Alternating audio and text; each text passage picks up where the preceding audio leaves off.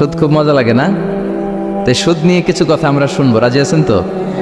সবাই রাজি? সুদের সাথে ইসলামের কোন সম্পর্ক? জোরে বলেন সম্পর্ক। সুদ আছে যেখানে মুমিন যাবে না। সুদ হচ্ছে পুঁজিবাদী অর্থনীতির হাতিয়ার। দমন নিপীড়নের মূল মাধ্যম হচ্ছে সুদ। এই সুদের কারণে যারা ধনী এরা শুধু ধনী হতে থাকে, আর যারা গরিব শুধু গরিবই হতে থাকে। ইসলাম চায় না যে রাস্তার এক পাশে পাঁচতলা আরেক পাশে থাকবে গাছতলা। চিল্লায় কোন ঠিক কিনা? ইসলাম চায় কায়লা ইয়াকুনা দুলাতান বাইনাল আগনিয়া মিনকুম, সম্পদ যাতে ধনীদের হাতে কুক্ষিগত হয়ে না থাকে, সম্পদের তারল্য যাতে সবার হাতে পৌঁছে যায়। এজন্য ইসলাম সুদকে করেছে হারাম আর ব্যবসাকে করেছে হালাল। চিল্লায় পড়েন আল্লাহু আকবার। এজন্য রব্বুল আলামিন বলেন ওয়া আহাল্লাল্লাহুল বাইআ ওয়া হারামার রিবা, আমি আল্লাহ তোমাদের জন্য সুদকে করলাম হারাম আর ব্যবসাকে করে দিলাম হালাল। সুবহানাল্লাহ। ব্যবসাকে হালাল করেছে কে আর সুদকে হারাম করেছে কে? সুদের মধ্যে দেখা যায় অনেক লাভ, অনেক টাকা, অনেক বরকত, শুধু বেড়ে যায়। আল্লাহ বলে তোমাদের দৃষ্টিতে টাকা বেড়ে যায়, আমি আল্লাহর কাছে বাড়ে না। আর তোমরা যখন যাকাত দাও, দান করো, তোমাদের দৃষ্টিতে দেখা যায় টাকা কমে যায়, কিন্তু আমি আল্লাহর কাছে টাকা কমে না। সুবহানাল্লাহ। এজন্য সুদকে আল্লাহ নিশ্চিহ্ন করে দিবেন। ইয়ামহাকুল্লাহ ওয়া ইউরবিস সাদাকাত। আল্লাহ বলে আমি সুদকে নিশ্চিহ্ন করে দেব, সুদকে আমি ধ্বংস করে দেব, সুদের ভেতরে কোনো বরকত দেব না। আর ব্যবসা করলে সামান্য ব্যবসার ভেতরে বরকত ঢুকিয়ে দিবে কে? আরো জোরে বলেন কে? বিশ্বনবী সুদখোরদের উপর লানত দিয়েছে। কি দিয়েছে? লাআনা রাসূলুল্লাহ আকিলার রিবা ওয়া মুকিলাহু ওয়া কাতিবাহু ওয়া শাহিদাইহি। যারা সুদ খায়, যারা সুদ দেয়, যারা সুদের দলিল লেখক, যারা সুদের সাক্ষী থাকে, সবার উপরে বিশ্বনবী লানত দিয়েছেন। জোরে পড়েন নাউযুবিল্লাহ। এজন্য খবরদার, সুদের সাথে মুসলমানদের কোনো সম্পর্ক। বিশ্বনবী বলেছেন আর রিবা সালাসু ওয়া সাবউনা বাবান, সুদের রয়েছে 73টা গুনাহ। কয়টা গুনাহ? আরো জোরে বলেন কয়টা? সুদের মধ্যে 73টা গুনাহ। আইসারুহা আইয়ান কাহার রাজুল উম্মা, 73টা গুনার মধ্যে সবচাইতে ছোট্ট গুনাহ হলো নিজের মায়ের সাথে জিনা করা। 73টা গুনাহ, আর সবচেয়ে ছোট গুনাহ হচ্ছে আইয়ান কাহার রাজুল উম্মা, ব্যক্তি তার মায়ের সাথে জিনা করবে। এটা যদি সবচেয়ে ছোট্ট গুনাহ হয়, তাহলে বড় গুনার অবস্থা কি? বড় গুনাহটা কি জানার দরকার আছে না নাই? আল্লাহ সেটাও বলে দিলেন ফাআযানু বিহারবিম মিনাল্লাহি ওয়া রাসূলিহি। সুদের সবচেয়ে ছোট গুনাহ মায়ের সাথে জিনা করা, আর সুদের সবচেয়ে বড় গুনাহ আল্লাহর সাথে যুদ্ধ করা। করবেন নি? পারা যাবে না আল্লাহর সাথে যুদ্ধে? সে আল্লাহ কবে থেকে ক্ষমতায় বসা? এখন তো আল্লাহ বুড়া হয়ে গেছে। হ্যাঁ, আল্লাহর ক্ষমতা কি আগের মতো আছে? জোরে বলেন আছে?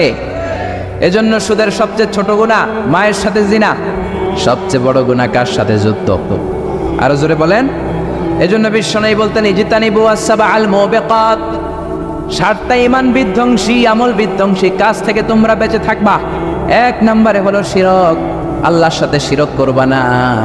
2 নম্বরে হলো মাতা পিতার সাথে অবাধ্যতা করা। 3 নম্বরে জাদু দেখানো, জাদুটোনা করা।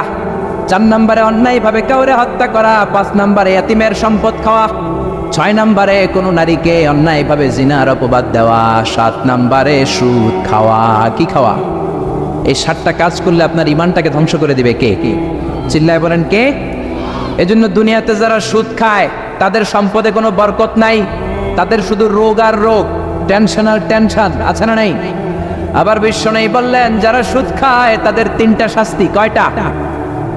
আরো জোরে বলেন কয়টা? 1 নম্বরে কিয়ামতের দিন আল্লাযীনা ইয়াকুলুনার রিবা লা ইয়াকুমুনা ইল্লা কামা ইয়াকুমুল্লাযী ইয়াতাখাব্বাতুহু শাইতানু মিনাল মাস। সুদের 1 নম্বর শাস্তি, কিয়ামতের দিন সুদখোর যখন কবর থেকে উঠবে, রব্বুল আলামিন তাকে জিনে ধরা রোগীর মতো, পাগলের মতো উঠায় দিবে। সুদখোর কবর থেকে উঠে ভূতে ধরা রোগীর মতো, জিনে ধরা রোগীর মতো, পাগলের মতো লাফাতে লাফাতে উঠবে।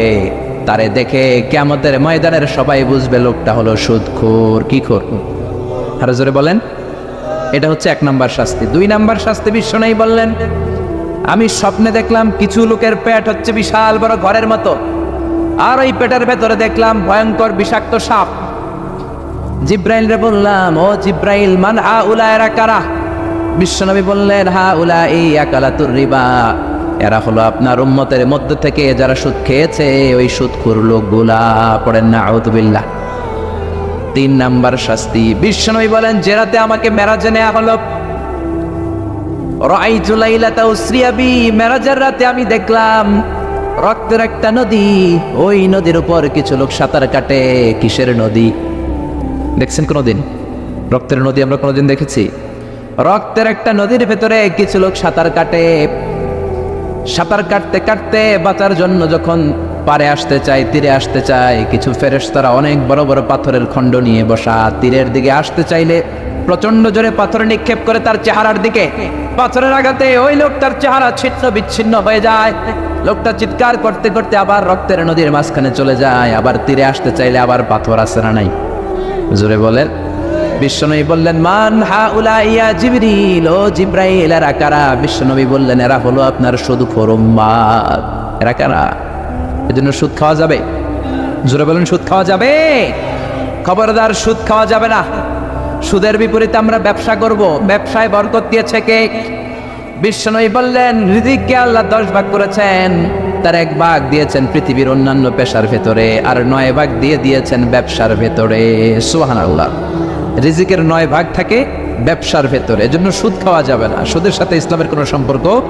আমরা ব্যবসা করব। আপনি মুশারাকা সিস্টেমে, মুদারাবা সিস্টেমে, আপনি মুরাবাহা সিস্টেমে ব্যবসা করেন, ওই ব্যবসায় বরকত দিবে কে? জোরে বলেন কে? সুদ হারাম এই কারণে, কারণ টাকার ভেতর থেকে টাকা আসে না।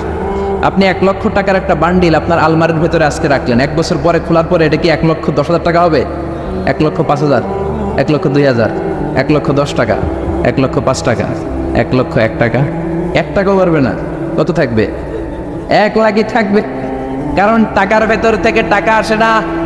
টাকার ভেতর থেকে টাকা আসে যখন ওই টাকার সাথে শ্রম যুক্ত হয়, যখন টাকার সাথে কষ্ট যুক্ত হয়, যখন টাকার সাথে মেধা যুক্ত হয়। ঠিক কিনা? তো আপনি টাকা দিয়ে কেমন করে টাকার ভেতর থেকে টাকা নেন? এটা হারাম। হয়তো আপনাকে ব্যবসা অংশগ্রহণ করতে হবে, লাভ লস দুইটাতে অংশগ্রহণ করতে হবে, রিস্কও থাকবে। আপনি ব্যবসায় টাকা দিয়ে শুধু লাভ নিলেন, লস নিলেন না, এটাই সুদ। ঠিক কিনা? আপনার লাভও নিতে হবে, লস নিতে হবে, ঝুঁকিও নিতে হবে। এইটার নাম হলো ব্যবসা। হয় আপনি ব্যবসা করবেন, তা না হলে আপনি কর্জে হাসানা দিবেন। কি দিবেন? কর্জে হাসানা দিলে ওই ব্যক্তির মর্যাদা বাড়িয়ে দেয় কে? চিল্লায় বলেন কে? 3 সিস্টেমে ব্যবসা করবেন। কয় সিস্টেমে? সবাই বলেন, আরো জোরে বলেন। 1 নম্বর হচ্ছে মুশারাকা সিস্টেম। মুশারাকা, পার্টনারশিপ। আমি আপনি শেয়ার, 3-4 জন মিলে শেয়ার, আমার টাকা আপনার টাকা, আর দুজনে মিলে ব্যবসা করব। আমার যদি ধরেন 4 লক্ষ টাকা হয়, আপনার যদি 6 লক্ষ টাকা হয়, তাহলে যেই লাভ হবে তার 60% নেবেন আপনি, 40% নেব আমি। লসও যদি হয় 60% আপনার উপর, 40% আমার উপর। এই ব্যবসাকে বৈধ করেছে কে? আরো জোরে বলেন না। 2 নম্বরে হচ্ছে আল মুদারাবা। মুদারাবাও বৈধ। মুদারাবা মানে হচ্ছে আপনার টাকা আমার শ্রম। আল্লাহ আমার কোনো টাকা দেয় না, আমি মিসকিন, আমি ফকির, আমি দেব শ্রম, আপনি দিবেন টাকা। কত পার্সেন্ট লাভ হলে কে কতটা নিব এটা আমরা ভাগ করে নিব। কিন্তু লস হলে আমার কোনো লস নাই, কারণ আমার শ্রম আপনার টাকা, আমি যে খাটছি এটাই তো আমার লস। ঠিক কিনা? কথা বলেন। আর টাকা যেহেতু আপনার, পুরো লস নেবেন আপনি। এই সিস্টেমও ব্যবসা যায়। 3 নাম্বার হচ্ছে আল মুরাবাহা। বুঝার চেষ্টা করেন। আমার ঘরে ফ্রিজ নাই, ফ্রিজের দাম 1 লক্ষ টাকা। কয় লাখ টাকা? আপনি আমারে বাজার থেকে 1 লক্ষ টাকা দিয়ে একটা ফ্রিজ কিনে আমার কাছে 1,20,000 টাকা বিক্রি করবেন। এটা আমি কিস্তিতে দিব আপনারে, 6 মাসের কিস্তিতে দিব। আপনার লাভ হচ্ছে আপনি 1 লক্ষ টাকা দিয়ে কিনে 1,20,000 বিক্রি করছেন, 20,000 লাভ। আর আমার লাভ হচ্ছে আমার কাছে কোনো টাকা নাই, আমি ফ্রিজের মালিক হয়ে গেলাম, কিস্তিতে দিয়ে 6 মাস পরে আমি টাকাও পূর্ণ করে দিলাম। এটাকে বলে মুরাবাহা।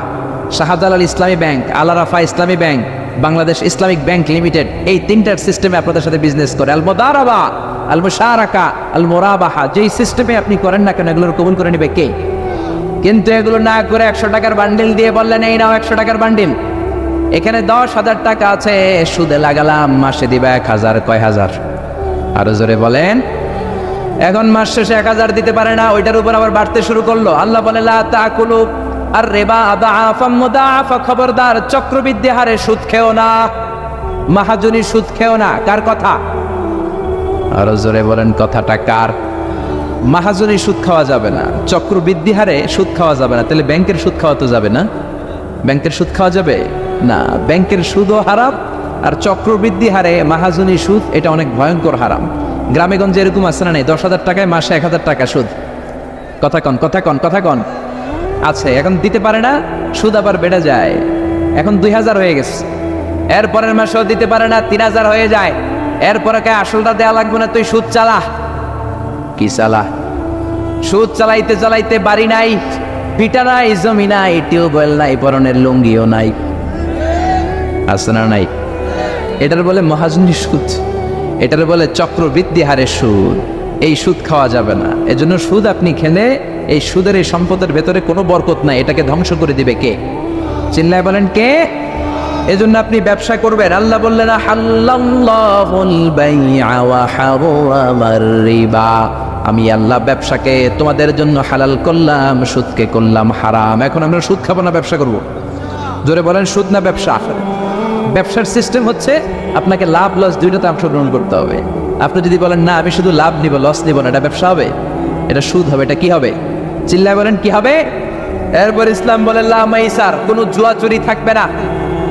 বিজনেসের মধ্যে জুয়া চুরি নাই, মানে লটারি নাই। কিন্তু বাংলাদেশে লটারি সিস্টেম আছে না নাই? 10 টাকায় 40 লক্ষ টাকা আছে না নাই? এটা সরাসরি জুয়া চুরি, এটার সাথে ইসলামের কোনো সম্পর্ক। এর কারণ হচ্ছে আমরা 10 টাকা দিয়ে লটারি কিনি, পাই এরকম একটা কাগজ, এই লটারির একটা নাম্বার থাকে এখানে, ঠিক কিনা? আর লেখা আছে 10 টাকায় প্রথম পুরস্কার 40 লক্ষ টাকা। লক্ষ লক্ষ মানুষ 10 টাকা দিয়ে এটা কিনে। কিনার পর যেদিন ড্র হবে, রাফেল ড্র, একজন পায় 40 লাখ, আরেকজন পায় 30 লাখ, আরেকজন পায় 20 লাখ, আরেকজন 10 লাখ, পঞ্চম পুরস্কার পায় 1 লাখ, আর লক্ষ লক্ষ মানুষ এই কাগজ পানিতে ভিজায় খায়। চিল্লায় কোন ঠিক কিনা? এটার নাম হচ্ছে জুয়া চুরি, এটা জায়েজ নাই। কিন্তু এই লটারির কাগজের সাথে যদি আপনার একটা কলম দিয়ে দেয়, এটাকে জায়েজ করার সিস্টেম আছে। এই 10 টাকার লটারির, যখন আপনি লটারিটা কিনবেন, আপনাকে যদি একটা কলম দিয়ে দেয়, তাহলে কেমন যেন আপনি 10 টাকা দিয়ে একটা কলম কিনলেন। এটা ব্যবসা, এটা হচ্ছে ব্যবসার সুরা, এটা জায়েজ আছে না নাই? তার মানে লক্ষ লক্ষ মানুষ যখন লটারি কিনলো, সাথে পেলে একটা কলম। এরপরে ড্র হওয়ার পরে একজন পাবে 40 লাখ, আরেকজন 30 লাখ, একজন 20 লাখ, আরেকজন 10 লাখ, আর লক্ষ লক্ষ সবাই পাইছে একটা করে কলম। তার মানে আমরা সবাই কিছু না কিছু পাইছি। চিল্লায় কোন ঠিক কিনা? এই সিস্টেমে যদি করেন, তাহলে এটার বৈধ করে দিবে কে? জোরে বলেন কে? এরপরে ইসলাম বলেন নো আনসার্টেইনটি, কোনো ব্যবসার মধ্যে আনসার্টেইনটি থাকতে পারবে না, সুনিশ্চিত হতে হবে সবকিছু। লা দারারা ওয়ালা দারার ওয়ালা গারারা ফিল বাই, বেচা কিনার মধ্যে কোনো ধোঁকাবাজি থাকতে পারবে না, অনিশ্চয়তা থাকতে পারবে না। অনেকে উড়ন্ত কবুতর বিক্রি করে, আছে না নাই? কবুতর যারা পালেন, 10টা কবুতর আছে আপনার, আপনি দেখবেন সারাদিন কবুতর আকাশে উড়ার পরে বিকালে আবার বাসায় চলে আসে। আপনি বললেন এই যে 10টা কবুতর আকাশে উড়ে, এই 10টা কবুতর আপনার বিক্রি করে দিলাম, এক একটা 100 টাকা করে, 10টায় কত হয়? 1000 টাকা বিক্রি করে দিয়েছেন। এই বিক্রি শরীয়ত সম্মত হয় না। এর কারণ প্রতিদিন কবুতরগুলো বিকেলবেলা উড়ার পরে সন্ধ্যাবেলায় ফিরে, আজকে বিকালে নাও ফিরতে পারে। যেরকম ঠিক কিনা? আজকে 10টা কবুতর যদি অন্যদিকে চলে যায়, 1000 টাকা নিয়ে কিলাকিলি আছে না নাই? ইসলাম বলে কিলাকিলির কোনো সুযোগ নাই। কবুতরগুলো নামবে, 10টাতে তুমি ধরবা, কাপস করবা, তার হাতে হ্যান্ড ওভার করবা, তারপরে বিক্রি করবা। এটারে জায়েজ করে দিবে কে? এরপরে পুকুরের মধ্যে মাছ থাকা অবস্থায় কেনা বেচা জায়েজ নাই। এরকম কেনা বেচা বাংলাদেশে আছে না নাই? আন্দাজে মানুষে শখের বসে কিনে ফেলে, পুকুরের মধ্যে বুদবুদ করতেছে, ভাবতেছে হাজার হাজার মাছ কিনছে, 10 লক্ষ টাকা দিয়ে কিনে ফেলছে। কই মাছের পুকুর, উঠায় দেয় 20 কেজি কই আর 50 কেজি কাঁকড়া আর 70 কেজি ব্যাং, আছে না নাই? এরপরে কিলাকিলি আছে না নাই? এজন্য ইসলাম বলে না, কবুতরটা হাতের মধ্যে কবজ করার পরে যেমনি বিক্রি করলাম, মাছগুলাও জাল দিয়ে তোলো, তারপরে গনে গনে বিক্রি করো, কবুল করে নিবে কে? গাভীর ওলানের মধ্যে দুধ রেখে বিক্রি করা জায়েজ নাই। ওলান এত ফিলা গেছে এরকম, এটা মনে হচ্ছে যে 20 কেজি, দহন করার পরে পাওয়া গেছে 5 কেজি, এরকম আছে না নাই? কারণ এটা দুধের কারণেও ফুলতে পারে, টিউমারেও ফুলতে পারে, ঠিক কিনা? এজন্য ইসলাম বলে লা গারারা ফিল ইসলাম, ইসলামে কোনো গারারা নাই, ধোঁকাবাজি নাই, আনসার্টেনটি নাই, অনিশ্চয়তার মধ্য দিয়ে, হাওয়ার মধ্যে কোনো বিজনেস নাই। আগে জিনিসটা তোমার হাতে নাও, তারপরে বিক্রি করো, কবুল করে নিবে কে? শেয়ার বাজার নিয়ে প্রশ্ন করে, যেই প্রোডাক্টের ব্যবসা হালাল, ওই প্রোডাক্টের শেয়ারও হালাল। চিল্লায় বলেন ঠিক কিনা? এরপরে বিশ্বনবী বললেন মান গাশশানা ফালাইসা মিন্না, বেচা কিনার মধ্যে যে আমার উম্মতদের মধ্যে যে অন্যকে ধোঁকা দেয়, সে আমার উম্মত হতে পারে ধোঁকাবাজির ব্যবসা বাংলাদেশে আছে না নাই? ফলের দোকানে গেলে দেখবেন চকচকে যেই সাইডটা ওই সাইডটা ক্রেতার দিকে রাখে, পচা জায়গাটা নিচের দিকে রাখে, এরকম ব্যবসায় আছে না নাই? বিশ্বনবী মদিনার বাজারে গমের দোকান পরিদর্শন করতে গেলেন, যে দেখলেন গমের স্তূপ। বিশ্বনবী গমের ভেতরে হাত ঢুকায়া দিলেন। উপরে দেখা যায় শুকনা গম, ভিতরে দেখা যায় ভিজা গম। বিশ্বনবী বললেন, মান গাশশানা ফালাইসা মিন্না, যে আমাদেরকে ধোঁকা দেয় সে আমাদের উম্মত নয়। The person who deceives us is not among আস, যে আমাদেরকে ধোঁকা দেয় সে আমাদের উম্মত হতে পারে। চিল্লায় বলেন উম্মত হতে পারে। এজন্য এই ধোঁকাবাজি করে কোনো ব্যবসা করা যাবে? জোরে বলেন। আর সুদের সাথে আমাদের কোনো সম্পর্ক? চিল্লায় বলেন সম্পর্ক। সুদকে ধ্বংস করে দিবে কে? আর ব্যবসায় বরকত ঢুকিয়ে দিবে কে? বরকতে বিশ্বাস করেন তো? বিশ্বাস করেন? অল্পের ভেতরেও বরকত হতে পারে, 1000 কোটি টাকার মধ্যেও বরকত নাও থাকতে পারে। চিল্লায় বলেন ঠিক কিনা? এজন্য আজ থেকে সুদের সাথে আমাদের কোনো সম্পর্ক নেই। আমরা ব্যবসা করব মুশারাকা সিস্টেমে, মুদারাবা সিস্টেমে, মুরাবাহা সিস্টেমে ব্যবসা করব। অল্প প্রফিট হলো এটার মধ্যে বরকত দিবে কে? আরো জোরে বলেন কে? আর সুদের ব্যবসা করবেন না তো? কারা কারা আজকে থেকে সুদের কোনো ব্যবসার সাথে জড়িত থাকবেন না? 2 হাত উঁচু করে আমার আল্লাহর দেখা। আল্লাহ আমাদের হাতগুলোকে তুমি কবুল করো। চিল্লায় পড়ে না আমিন। সুদের আলোচনা ভালো লাগতেছে না? না একেবারে উপরে এসে পড়ছে না? এই সুদের সাথে ইসলামের কোনো সম্পর্ক নাই। আল্লাহ সুদ থেকে আমাদেরকে বাঁচাক। আল্লাহ আমাদের হালাল রিজিকে বরকত দিক। আরো জোরে পড়েন আমিন। আমি আমার খুতবার শুরুতে সূরাত বানী ইসরাঈলের ছোট্ট একটা আয়াত তেলাওয়াত করেছি। আসুন এই আয়াতের আলোকে আপনাদের সাথে কিছু কথা শেয়ার করি, যদি আপনারা মনোযোগী হন। শুনবেন শুনবেন শুনবেন শুনবেন। রব্বুল আলামিন বলেন, ওয়াকাদা রাব্বুকা আল্লা তা'বুদু ইল্লা ইয়্যাহু ওয়া বিল ওয়ালিদাইনি ইহসানা। আল্লাহ বললেন, গোলাম আমার ফয়সালা 2টা। এই 2টা ফয়সালা হলো স্পেশাল ফয়সালা, অনড় ফয়সালা। এই ফয়সালার কোনো নড়চড় নাই, এই ফয়সালার কোনো পরিবর্তন নাই। প্রথম ফয়সালাটা হলো আল্লাহ তা'বুদু ইল্লা ইয়্যা, ইবাদত হবে একজনের, তিনি কে? আল্লাহ ছাড়া অন্য কারো ইবাদত করা যাবে? আবার আল্লাহ ডেকে বললেন, গোলাম জিন জাতি মানব জাতি এই 2টা জাতিকে আমি সৃষ্টি করেছি শুধু আমার ইবাদতের জন্য, ঠিক কি না? ওয়ামা খালাকতুল জিন্না ওয়াল ইনসা ইল্লা লিয়াবুদুন। আমি জিন জাতি আর মানব জাতিকে কোনো কাজের জন্য তৈরি করি নাই, কোনো উদ্দেশ্যে বানাই নাই, শুধুমাত্র কেবলমাত্র একমাত্র আমি আল্লাহর ইবাদতের জন্য বানিয়েছি। কার কথা? আরো জোরে বলেন কার? আল্লাহ ছাড়া কারো ইবাদত করা যায় না।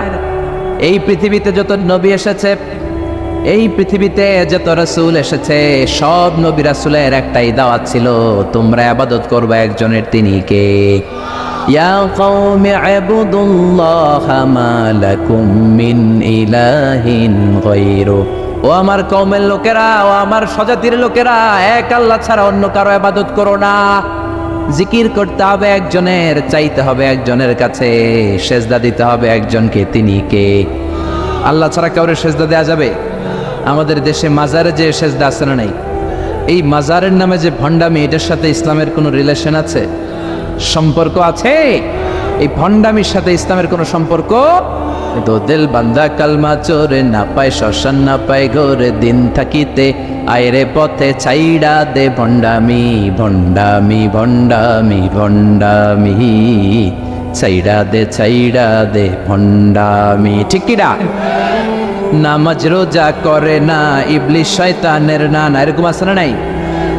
নামাজ রোজা করে না ইবলিস শয়তানের নানা, ধর্মের একখান খুঁটি ধইরা কয়দিন করবা হয়রানি, ভণ্ডামি ভণ্ডামি ভণ্ডামি, ছাইড়া দে ভণ্ডামি, ঠিক কি না?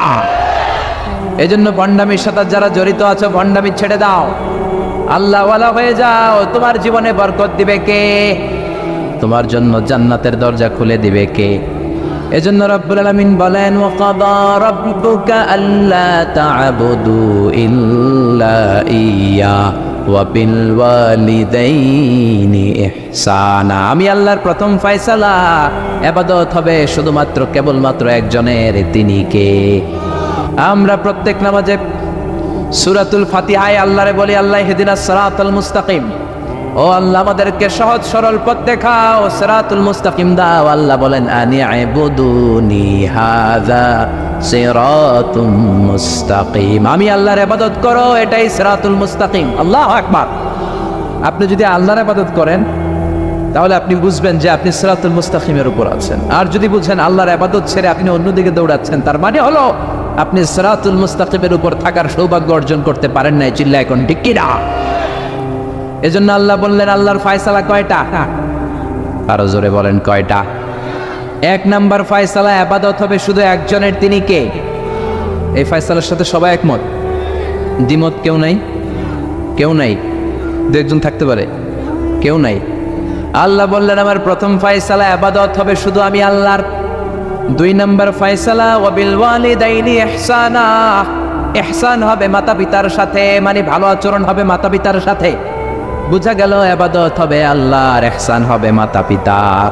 আল্লাহর সাথে, আল্লাহর জন্য আপনি ইবাদত করবেন, আর মাতা পিতার প্রতি আপনি ইহসান করবেন। ইহসান মানে সদাচরণ, ইহসান মানে খেদমত, ইহসান মানে তাদের জন্য খরচ করা, ইহসান মানে আপনার সব সম্পদ তাদের পায়ের সামনে, আপনার সব ক্ষমতা তাদের পায়ের সামনে বিলিয়ে দেয়া, বিছিয়ে দেয়া। চিল্লা এখন ঠিক কিনা? এজন্য আল্লাহ বললেন আমার দুই নাম্বার ফয়সালা, ওয়াবিল ওয়ালিদাইনি ইহসানা, মাতা পিতার সাথে ইহসান করবা। আমরা বললাম আল্লাহ আপনার জন্য ইবাদত হবে, এটা আমরা বুঝলাম, মাতা পিতার সাথে ইহসান কেমন করে হবে এটা আমরা বুঝলাম না।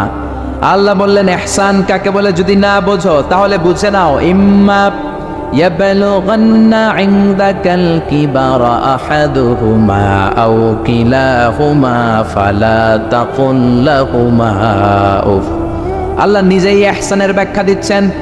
আল্লাহ বললেন ইহসানের প্রথম তাফসীর হলো আব্বা আম্মা একজন কিংবা দুইজন যখন বার্ধক্যে উপনীত হয়ে যায়, যখন বয়সে পৌঁছে যায়, খবরদার তাদের কোনো কাজে তুমি নাক ছিটকাতে পারবা না, তাদের কোনো কাজে নাক ছিটকাতে পারবে না, তাদের কোনো কাজে উফ এমনকি উফ শব্দটাও বলা যাবে না। চিল্লা এখন ঠিক কিনা?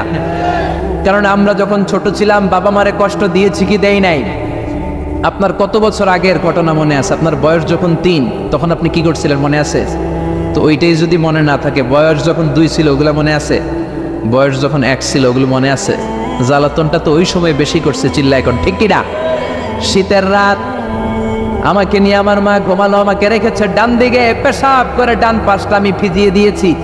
আমার মা আমাকে ঘর থেকে বের করে দেয় নাই, শীতের রাতে বাম দিকে আমাকে শোয়ালো। কনকনে মাঘ মাসের শীতের রাতে বাম পাশটাতেও পেশাব করে ভিজিয়ে দিলাম, আমার মা আমারে ঘর থেকে বের করে দেয় নাই। আমার মা তার বুকের মাঝখানে রেখে ঘুমাতে শুরু করেছে। মাঘ মাসের শীতের রাত 3টার দিকে পেশাব করে মায়ের বুকটাও আমি ভিজিয়ে দিয়েছি, জামাটাও ভিজিয়ে দিয়েছি। মা 3টার দিকে উঠে নতুন শাড়ি পরে, নতুন জামা পরে, আগের ভিজা পেশাব মাখানো জামাটাকে চেঞ্জ করে আবার আমাকে নিয়ে ঘুমিয়েছে। আমাকে ঘর থেকে বের করেছে নাকি? জোরে বলেন। এজন্য আল্লাহ বুঝাতে চাইলেন, গোলাম ছোট্টবেলা যেমনি কষ্ট দিয়েছো, মা বাবা রেগে যায় নাই, তোরে লাথি মেরে ঘর থেকে তাড়ায় দেয় নাই, তোরে এতিমখানায় দেয় নাই। মা বাবা বয়সে যখন উপনীত হয়ে যায়, বার্ধক্যে যখন পৌঁছে যায়, ওই মা বাবারে খবরদার বৃদ্ধাশ্রমে দিয়ে আসবি না। বৃদ্ধাশ্রম বাংলাদেশে আছে না নাই?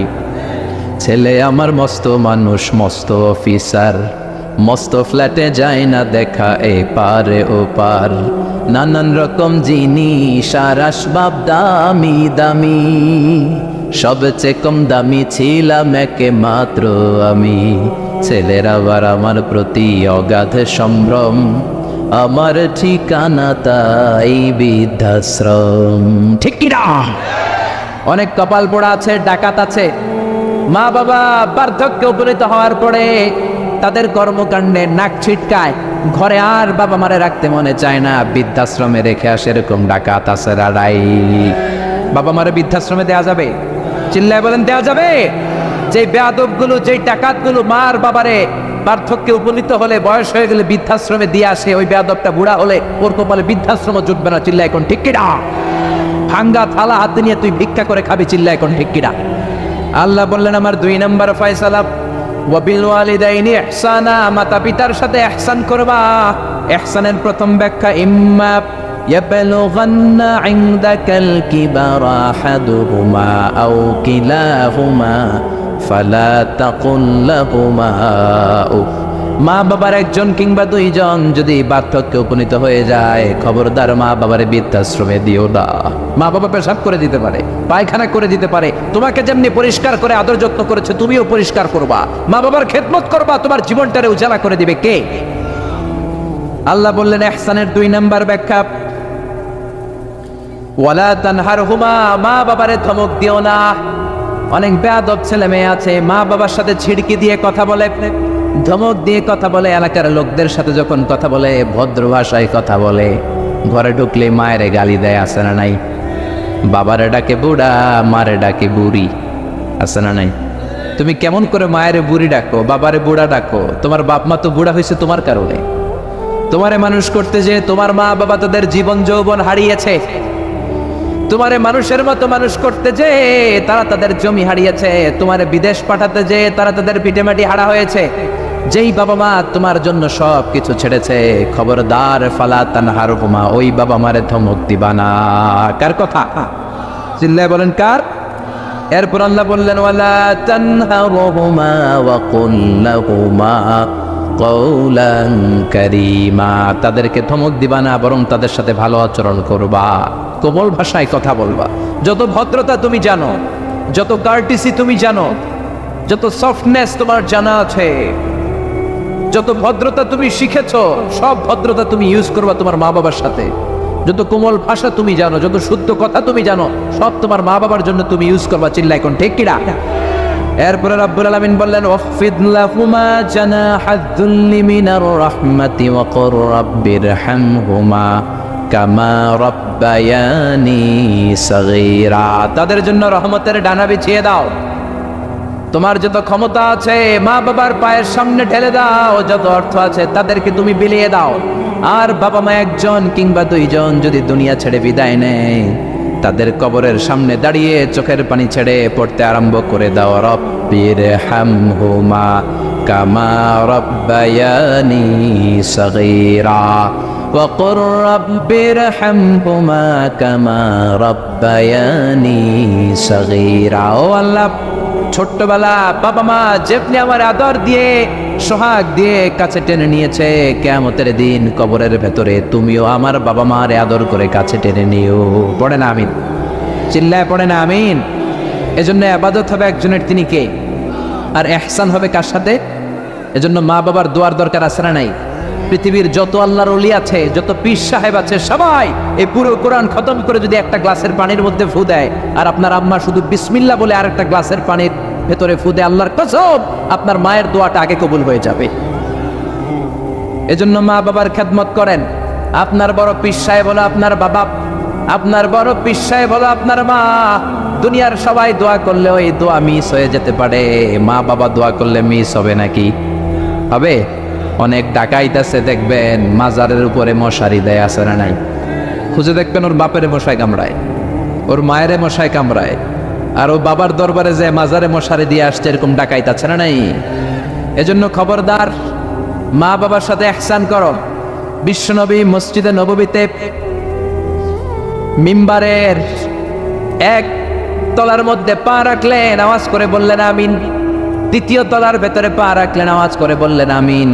তৃতীয় স্টেপে পা রেখে বিশ্বনবী পড়লেন আমিন। সাহাবারা বললেন নবী 3 বার আমিন বললেন, কেন বললেন বুঝলাম না। বিশ্বনবী বললেন প্রথম স্টেপে যখন পা রাখলাম, জিব্রাইল এসে বলল রমজান মাস পাওয়ার পরে রোজা রেখে ইবাদত করে যেই বান্দা গুনাহ মাফ করতে পারে নাই, তার উপরে আল্লাহর লানত। আমি বিশ্বনবী পড়লাম আমিন। দ্বিতীয় স্টেপে পা রাখলাম, জিব্রাইল বলল মাতা পিতা পাওয়ার পরে যারা মাতা পিতার খেদমত করে নিজের জীবনের গুনাহ ঝরাতে পারে নাই, জান্নাত কামাতে পারে নাই, তাদের উপর আল্লাহর লানত। আমি বিশ্বনবী বললাম আমিন। 3 নাম্বার স্টেপে বিশ্বনবী বললেন আমার নাম শোনার পরে আমার যে উম্মত আমার উপর দরুদ পড়ল না, তাদের উপর আল্লাহর লানত। আমি বললাম আমিন। পড়েন সাল্লাল্লাহু আলাইহি ওয়াসাল্লাম, চিৎকার করে পড়েন সাল্লাল্লাহু। এজন্য মাতা পিতার খেদমতের দরকার আছে না নাই? গোটা বিশ্বটা একদিকে, মায়ের দোয়া আরেকদিকে। চিল্লায় বলেন ঠিক কিনা? আপনি বুলেট মারলে বুলেট মিস হতে পারে, ড্রোন হামলা করলে মিস হতে পারে, মায়ের দোয়া মিস হবে? জোরে বলেন মিস হবে? এক সাহাবী বলল, নবী আইয়ুল আমালে আফদাল, সবচেয়ে সেরা আমল কোনটা? বিশ্বনবী বললেন সবচেয়ে সেরা আমল হলো আসসালাতু ফি ওয়াক্তিহা, সময় মতো নামাজ পড়া। 2 নম্বরে বললেন বিররুল ওয়ালিদাইন, মাতা পিতার খেদমত করা। 3 নম্বরে বললেন আল জিহাদু ফি সাবিলিল্লাহ, আল্লাহর রাস্তায় জিহাদ করা। তার মানে পৃথিবীর শ্রেষ্ঠতম 3টা আমলের মধ্যে মাতা পিতার খেদমতের আমলটাও আছে রাডাই।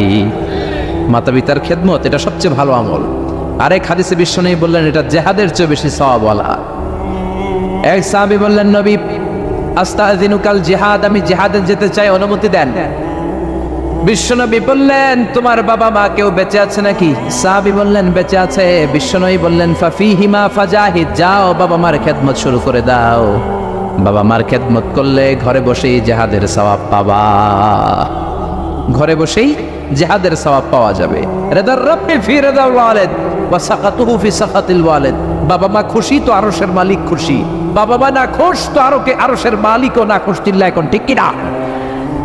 এজন্য বিশ্বনবী বলতেন তোমাদের প্রত্যেকের ঘরের ভেতরে 2টা জান্নাত আছে, কারণ জান্নাতে 2টা স্পেশাল দরজা আছে। একটা দরজার নাম হলো আল আব মানে আব্বা, আরেকটা দরজার নাম হলো আল উম মানে আম্মা।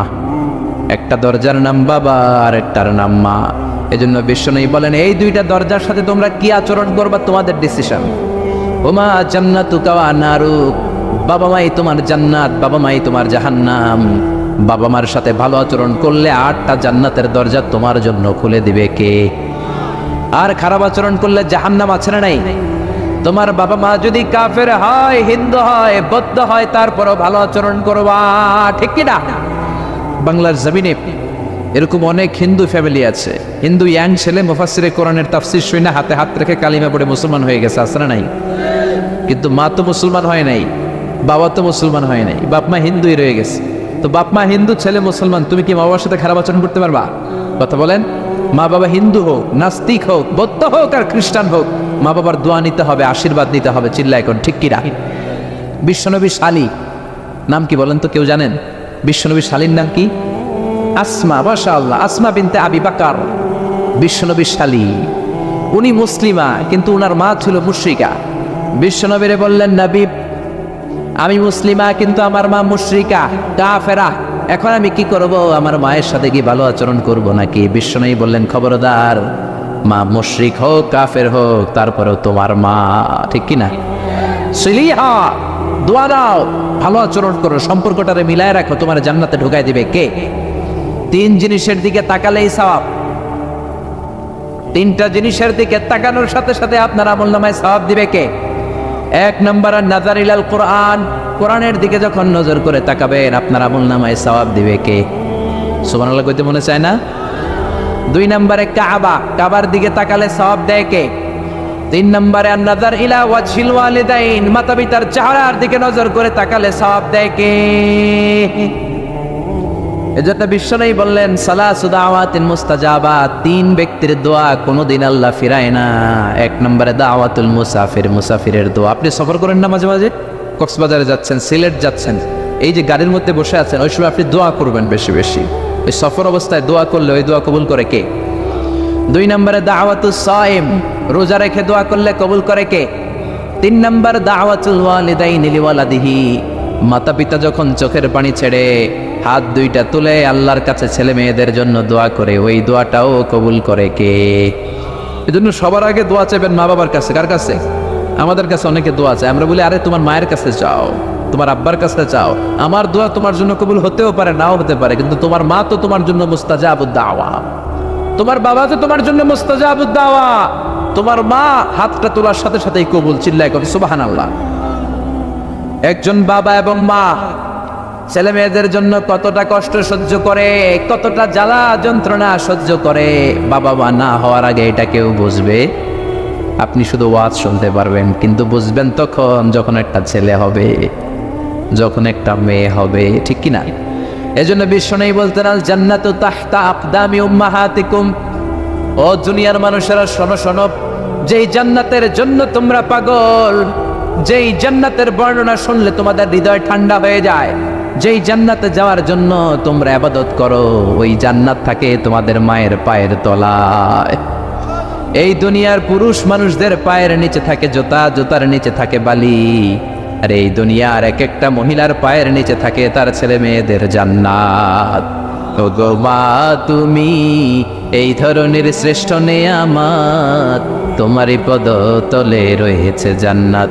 ওগো মা তুমি এই ধরনের শ্রেষ্ঠ নেয়ামত, তোমারই পদ তলে রয়েছে জান্নাত। সুবহানাল্লাহ পড়েন। এই পৃথিবীটারে 100 বার বিক্রি করলে যে টাকা হবে ওই টাকা দিয়ে জান্নাতের একটা চেয়ারের দাম হবে?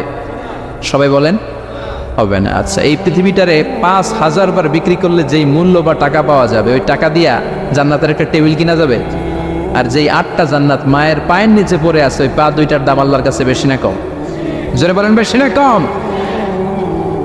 এই জন্য এক সাহাবী বললেন, নবী মান আহাক্কু বিহুসনি সাহাবাতি ইয়া রাসূলুল্লাহ, এই দুনিয়ায় এত মানুষ, এত বন্ধু, এত সাহাবী, এত লোক, কার সাথে ভালো আচরণ করব? বিশ্বনবী বললেন, উম্মুকা, তোমার মায়ের সাথে, সুম্মা মান, তারপরে কার সাথে? তোমার মায়ের সাথে, তারপরে কার সাথে? তোমার মায়ের সাথে 3 বার। আর এক হাদিসে আছে 4 বার বললেন তোমার মায়ের সাথে, 5বার বললেন তোমার পিতার সাথে। সুবহানাল্লাহ। মায়ের মর্যাদা 4 গুণ বেশি। কয় গুণ? এর কারণ আল্লাহ কোরআনে বলে দিলেন সূরা লোকমানে, হামালাতু উম্মুহু, মায়ের মর্যাদা এত বেশি হওয়ার কারণ হলো বাবা তোমারে পেটে ধরে নাই, পেটে ধরেছে কে? ওয়াহানানা আলা ওয়াহান, 10 মাস 10 দিন বাবা কষ্ট সহ্য করে নাই, করেছে কে? ওয়াফিসালুহু ফি আমাইন, 2 বছর বাবা তোমারে দুধ খাওয়ায় নাই, দুধ খাওয়ালো কে? কত লিটার দুধ, কত গ্যালন দুধ, কত কেজি দুধ মায়ের বুক থেকে আপনি খেয়ে খেয়ে সাবার করছেন 2 বছরে, কোনো হিসাব আছে? জোরে বলেন। বিশ্বনবী বললেন, লাউ কাতাআতা জিলদাক, তোমার চামড়াটা কেটে কেটে রোদে শুকিয়েও যদি মায়ের 2 পায়ের 2টা জুতা বানিয়ে দাও, ছোট্টবেলায় 1 ঢোক দুধ যে তুমি খেয়েছো সেই 1 ঢোক দুধের শোধ আদায় হবে নাকি? মায়ের একদার দুধের দাম কাটিয়া গায়ের চাম, পাপস বানাইলেও ঋণের শোধ হবে না, এমন দরদি ভাবে কেউ হবে না আমার মাহাদো, এমন দরদি ভাবে কেউ হবে না আমার মাহাদো। পড়েন না আল্লাহু আকবার। বিশ্বনবীর সাহাবী নাম হলো আলকামা। কি নাম? সবাই বলেন কি নাম? আলকামা বিশ্বনবীর সাহাবী। ইন্তেকালের আগে আলকামার জিহ্বা দিয়ে কালেমা বের হয় না। 3 দিন যাবত বিছানায় পড়ে আছে, মুমূর্ষ, মরে যাবে, কিন্তু জিহ্বা দিয়ে কালেমা বের হয় না। বিশ্বনবী বলেছেন, লাকিনু মাউতাকুম লা ইলাহা ইল্লাল্লাহ, তোমরা মরণের আগে তোমাদের মুমূর্ষ রোগী মৃতদের সামনে লা ইলাহার তালকিন দাও। যখন দেখবেন আপনার চাচার রুহুটা বের হয়ে যাচ্ছে, দাদার রুহুটা বের হয়ে যাচ্ছে, বাবার রুহু বের হয়ে যাচ্ছে, তার শিওরের সামনে, কানের সামনে বসে পড়তে আরম্ভ করবেন, লা ইলাহা লা ইলাহা ইল্লাল্লাহু মুহাম্মাদুর রাসূলুল্লাহ সাল্লাল্লাহু। কিন্তু বলবেন না এই কালেমা পড়ো, কালেমা পড়ো, কালেমা পড়েন, কালেমা পড়েন, এগুলো বলবেন, শুধু তালকিন দিবেন। ওটা থেকেই উনি বুঝবেন, কারণ মৃত্যুর একটা কষ্ট আছে না নাই? মৃত্যুর যন্ত্রণায় সে অস্থির, আপনি জোরাজুরি করতেছেন কালেমা পড়, সে যদি বলে না পড়বো না, ঝামেলা আছে না নাই? এজন্য কানের সামনে শুধু তালকিন দিবেন। বিশ্বনবী বললেন, লাকিনু মাউতাকুম লা ইলাহা ইল্লাল্লাহ, তোমাদের মৃতদের সামনে, মুমূর্ষদের কানের সামনে শুধু লা ইলাহা পড়বা। ওনার বিবি, ওনার আত্মীয়রা আলকামা নামক সাহাবীর কানের সামনে লা ইলাহা পড়ে 3 দিন ধরে কালেমা বের হয় না। কখন যেন মরে যায়, বিশ্বনবীর কাছে পাঠানো হলো। বিশ্বনবী সুহাইব আর বেলাল 2 জন সাহাবীকে পাঠালেন, তারা যেও কালেমার তালকিন দিল কিন্তু মুখ দিয়ে কালেমা বের হয় না। বিশ্বনবী আলকামার বিবিরে ডেকে পাঠালো, বিবি, আলকামার বিবি, তোমার স্বামী কেমন ছিল? বলে, আমার স্বামী অনেক বড় আল্লাহর ওলি ছিল, নামাজ ছাড়তো না, তেলাওয়াত ছাড়তো না, জিকির ছাড়তো না। বিশ্বনবী বললেন, আলকামার বাবা মা কেউ বেঁচে আছে নাকি? বিবি বলে, আলকামার মা বেঁচে আছে, ডাকো। আলকামার মা আসার পরে বিশ্বনবী বললেন, আপনার ছেলে কেমন ছিল? নামাজ পড়তো নাকি, রোজা করতো নাকি, জিকির করতো নাকি? আলকামার মা বলে, সবই করতো। আপনার সাথে কেমন আচরণ করতো? এটা বলার পরে মার কথা বলে না, শুধু চোখের পানি ছাড়ে। আলকামার মা বলে, নবী, আলকামার ব্যাপারে আমার মনে অনেক দুঃখ, কোনোদিন আমার কথা শুনে নাই, শুধু বিবির কথা শুনতো। বউরে প্রাধান্য দিত, আমার যত্ন নিত না, আমার কথা বেশি শুনতো না। এজন্য আমার মনে আলকামার ব্যাপারে অনেক জ্বালা। বিশ্বনবী বললেন, আপনার ছেলেরে মাফ করে দেন। রাগের চোটে আলকামার মা বলে, না আমি মাফ করব না। বিশ্বনবী বললেন, ও সাহাবারা, লাক দিয়ে আনো, আগুন জ্বালাও, আলকামারে আমরা আগুনের উপর নিক্ষেপ করব। আগুন জ্বালানো হলো, সব সাহাবারা আলকামাকে ধরে আগুনের মধ্যে ফেলবে। In the mean time